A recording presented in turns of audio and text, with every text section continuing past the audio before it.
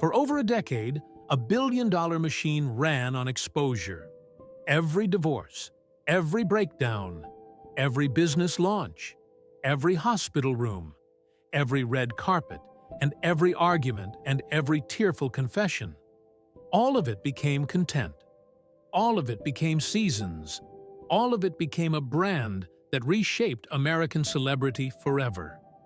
And through all of it, one woman kept showing up, not as a storyline, not as a crisis, not as a pivot or a ratings strategy, just as a presence, warm, sharp, unhurried.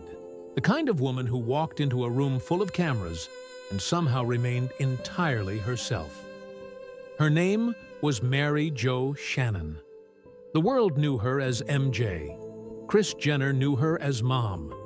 She didn't build the empire, she built the woman who did. She was the origin. Quiet, constant, and almost completely invisible to the machine that her daughter would eventually set in motion.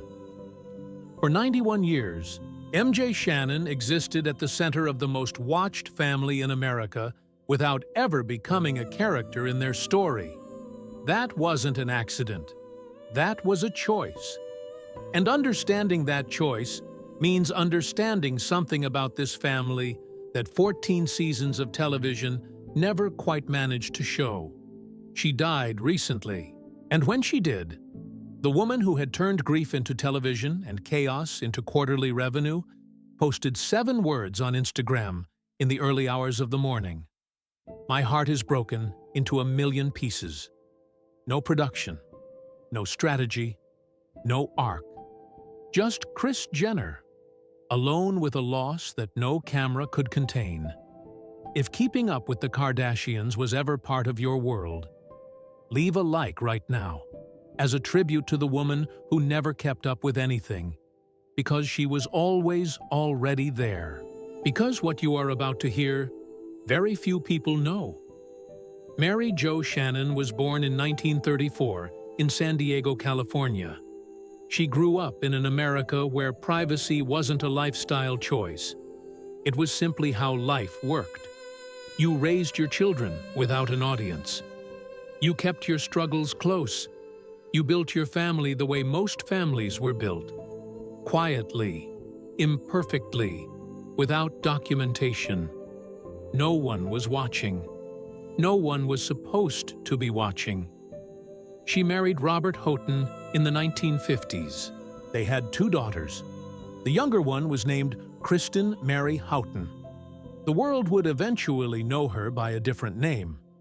But before Kris Jenner existed as a concept, before the management deals and the media empire and the momager brand and the billions, there was just a mother and a daughter in San Diego.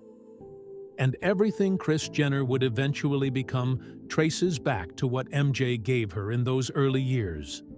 The work ethic, the social intelligence, the ability to walk into any room and make every person in it feel like the most important one there.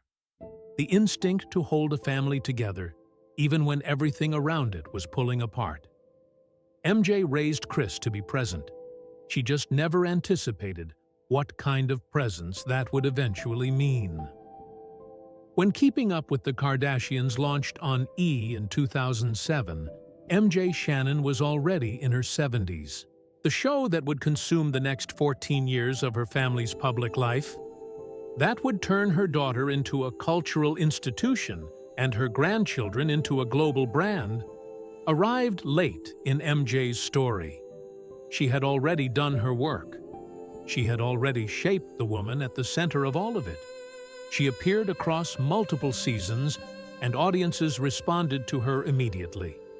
She had the kind of warmth the cameras loved. Natural, unforced, quick to laugh. She could hold a scene without trying to own it. She could be funny without being performative. In a family where every member had learned, by necessity or by instinct, how to play to a lens, MJ was the one person who never seemed to be playing anything at all. She was simply herself. And in a show built entirely on constructed intimacy and managed revelation, That was genuinely unusual. But here is what the cameras never fully captured, and what 14 seasons of footage only hinted at from the edges of the frame. Jo Shannon was not a supporting character in Kris Jenner's life. She was the foundation. The woman Kris called when the marriages collapsed, and the headlines turned cruel, and the pressure of living publicly became something that no production team could actually manage. The voice on the other end of the phone that didn't need to strategize or reframe or spin, that could just say, "I know, I'm here." That role doesn't have a title in any of the credits. It doesn't generate a storyline or a cliffhanger or a season finale moment. But without it, the entire structure looks different. Without it, you start to wonder how much of what the world watched was actually held together by someone it barely noticed. There is a specific kind of person that every high-pressure structure depends on and almost never acknowledges. Not the one who makes the decisions. Not the one who takes the meetings or controls the narrative or appears on the cover. The one who absorbs. The one who steadies. The one who exists at the center of a system that would fracture without them. And who does it so consistently, so quietly, that the system forgets to notice until the moment it's gone. Jo Shannon was that person for a family that the entire world was watching. Think about what Kris Jenner was actually managing across those 14 seasons, a media empire built on the premise that nothing was private, that every crisis was content, every breakdown was a storyline, every personal catastrophe was a ratings opportunity. Marriages that ended on camera, legal battles that played out in front of millions, children growing up inside a machine that demanded their lives be legible, packaged, and delivered on schedule. That is not a normal environment. That is not a pressure most people will ever understand. And through all of it, MJ was there, not in the boardroom, not in the production meetings, not on the call with the network executives, but there, in the specific way that matters most when everything else is moving too fast and the cameras are always rolling and there is no room left in the frame for anything that isn't already a story. She was the room where Kris Jenner didn't have to perform. MJ appeared on Keeping Up with the Kardashians across multiple seasons. She was present for some of the show's most memorable family moments. Audiences loved her.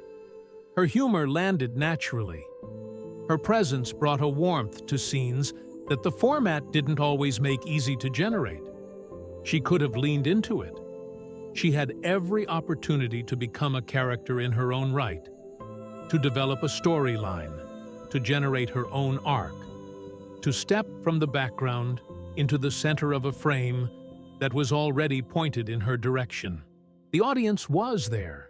The affection was real. The infrastructure existed. She never did it. Season after season, Jo Shannon showed up and then stepped back, present without being consumed, visible without being performed. She understood, intuitively, completely, in a way that seemed almost effortless, the difference between appearing and being a character. And she chose every single time to appear without crossing that line. In a family where the camera had become the primary mode of existence, where visibility was not just currency, but identity, that choice was not small. It was radical. Because what MJ was protecting by staying a step behind the lens was not just her own privacy. She was protecting something for Kris, too. A space that existed outside the show. A relationship that belonged to no network, no season, no format. A version of her daughter that the audience never got to see. Because MJ made sure that version had somewhere to go that the cameras couldn't follow. That is what an anchor does. It doesn't move. It holds everything else in place precisely because it refuses to drift. Jo Shannon died at 91 years old. 91 years. a life that began in 1934, before television existed as a mass medium, before celebrity was an industry, before the idea that a family might film itself living and broadcast that footage to millions of people across the planet was something anyone could have conceived of.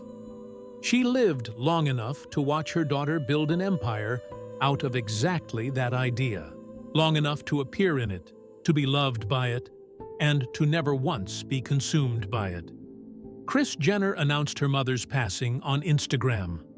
The post went up in the early hours of the morning. There was no carefully timed release, no coordinated family statement, no production strategy around the grief. Just Kris Jenner, and a phone, and 7 words that arrived before whatever internal editor usually shapes her public communication had a chance to intervene. My heart is broken into a million pieces.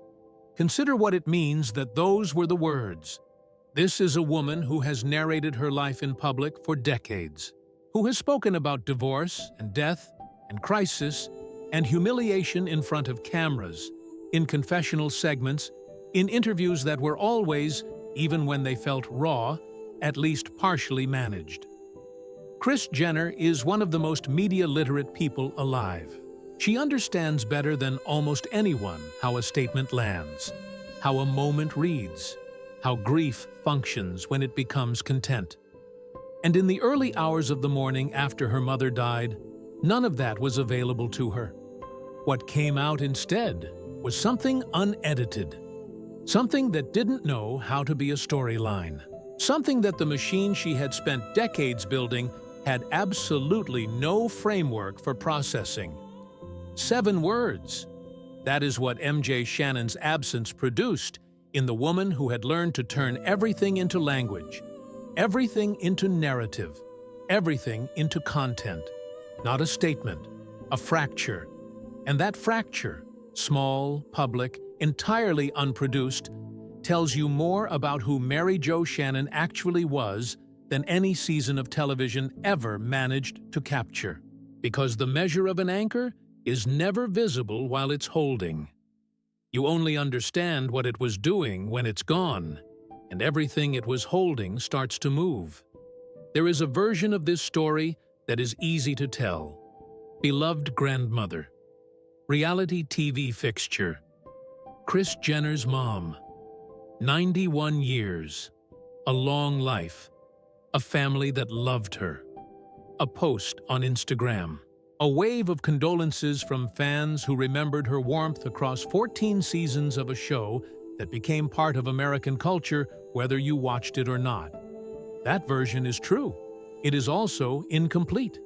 Because Jo Shannon was not a supporting character who happened to be related to famous people. She was the condition that made certain things possible. The stability underneath a structure that the world watched perform its instability for decades. The person in the room who remembered who everyone was before the cameras arrived, and who made sure, quietly and without announcement, that they didn't entirely forget. She built Kris Jenner. Not the brand, not the mogul, not the momager who negotiated deals and managed careers and turned a family's private life into the most successful reality franchise in television history.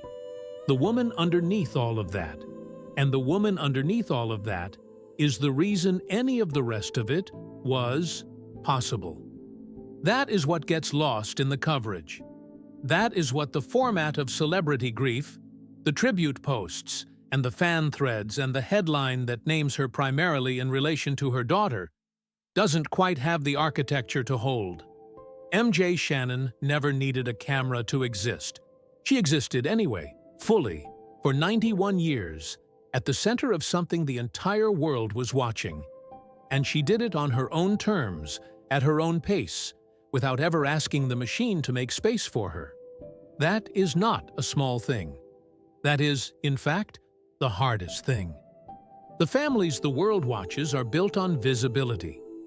The person who holds those families together is almost always the one the world barely sees. The roots of a tree don't need light. They need depth. They need stillness. They need to stay exactly where they are while everything above them grows toward the cameras. Jo Shannon was the roots. The tree is still standing, and now, for the first time, it stands without her. Some losses don't make noise when they happen. They just change the weight of everything that remains.